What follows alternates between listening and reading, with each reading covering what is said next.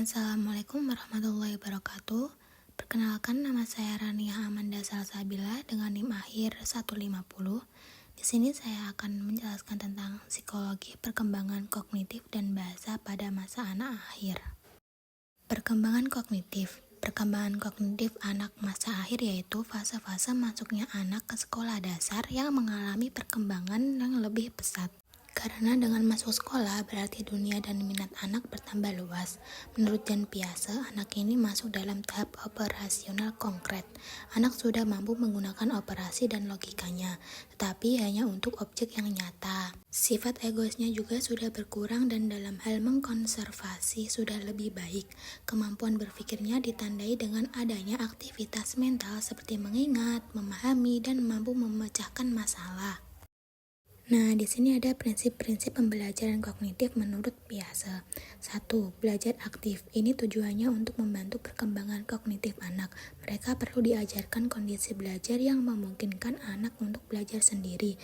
Misalnya melakukan percobaan sendiri, memanipulasi simbol-simbol, mengajukan pertanyaan dan mencari jawaban sendiri, atau membandingkan penemuan sendiri dengan penemuan temannya.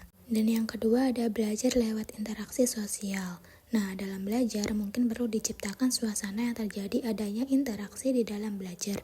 Menurut Piaget, belajar bersama teman sebaya maupun orang yang lebih dewasa akan membantu perkembangan kognitif mereka. Sebab tanpa kebersamaan, kognitif akan berkembang dengan sifat egosentris.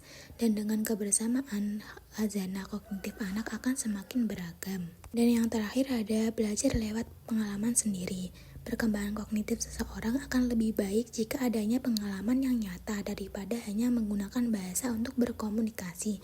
Berbahasa sangat penting untuk berkomunikasi, namun jika tidak diikuti oleh penerapan perkembangan kognitif, anak akan cenderung mengarah ke banyak menghafal. Setelah itu ada perkembangan bahasa. Kemampuan bahasa anak pada dasarnya tidak diperoleh secara sempurna, melainkan berkembang secara bertahap, dimulai sejak masa kanak-kanak hingga dewasa. Menurut Chomsky, menggambarkan perkembangan bahasa anak itu melalui tahap-tahap yang akhirnya sampai pada tahap sempurna. Keadaan awal berbahasa anak pada umumnya berisi penyederhanaan tuturan orang dewasa yang dapat berubah penyingkatan maupun penyesuaian fonologis sesuai dengan perkembangan kemampuan artikulatorisnya. Bahasa pada anak usia 6-7 tahun menguasai lebih kurang sebanyak 2.500 kata, dan pada usia 11-12 tahun memiliki sebanyak 50.000 kata. Penelitian lainnya menyatakan bahwa anak usia 9 akan mampu menguasai 7 bahasa yang berbeda apabila anak tersebut berada pada lingkungan yang aktif. Profil perkembangan bahasa. Usia 6 tahun, anak sudah mulai berbicara, mempelajari 5-10 kata setiap harinya, menghasilkan 10.000-14.000 kata, menggunakan kata kerja, urutan kata, dan struktur kalimat yang tepat. Usia 7 tahun, semakin luas pengetahuan bahasa, menggunakan kalimat seperti orang dewasa, menggunakan gerak tubuh, dan menjelaskan secara rinci. Usia 8 tahun, anak sudah mulai bisa membaca dengan mudah dan dapat memahaminya, menulis, memuji, memahami, dan mengikuti aturan tata kalimat dalam percakapan dan bentuk tertulis.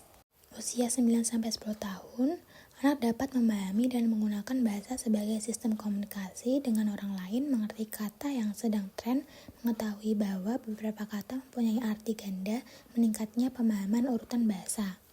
Nah, di usia 11-12 tahun semakin menguasai kosakata yang kompleks bertambah 4.000-5.000 kata baru tiap tahun, senang berbicara dan berargumentasi, struktur bahasa yang lebih panjang dan kompleks, mengerti kalimat memiliki arti yang bertujuan, menguasai beberapa gaya bahasa yang bisa berubah-ubah. Setelah itu ada faktor-faktor yang memengaruhi perkembangan bahasa pada anak. Nomor 1 ada kesehatan. Kondisi kesehatan bagi anak yang kurang baik akan mengalami kelambatan dalam perkembangan bahasanya. Asupan gizi mempengaruhi daya kerja otak dan daya kerja otak mempengaruhi kemampuan untuk memproses informasi. Selain itu, kesehatan yang buruk membuat interaksi anak dengan lingkungan menjadi terbatas, sehingga pembendaharaan kata anak juga menjadi terbatas. Nomor 2 ada inteligensi. Tingkatan intelektual ini akan mempengaruhi perkembangan bahasa. Anak dengan kategori intelektual yang normal akan memiliki kemampuan bahasa secara baik dan memiliki kecerdasan yang tinggi, mampu membaca dan memahami obrolan pada usia yang masih muda. Nomor 3 ada status sosial ekonomi. Anak yang kurang mampu akan mengalami keterlambatan dalam berbahasa dikarenakan kekurangan biaya untuk pendidikan tersebut. Sebaliknya, dengan anak yang mampu akan diberi semua fasilitas yang anak tersebut butuhkan, bisa sampai ke jenjang pendidikan yang lebih tinggi. Nomor 4, ada jenis kelamin. Anak perempuan lebih cepat perkembangannya dibandingkan laki-laki. Dikarenakan anak perempuan itu lebih dekat dan sering berkomunikasi dengan orang tuanya, teman sebaya, itu membuat kosakatanya lebih meningkat. Dan yang terakhir ada akses komunikasi, keterbukaan dan dukungan untuk bergaul dengan lingkungan sekitar, baik keluarga inti, keluarga besar, masyarakat, atau lembaga pendidikan maupun media komunikasi akan mendorong kemampuan berbahasa anak berkembang dengan optimal. Cukup sekian yang dapat saya sampaikan. Mohon maaf jika ada kesalahan kata atau kekurangan. Wassalamualaikum warahmatullahi wabarakatuh.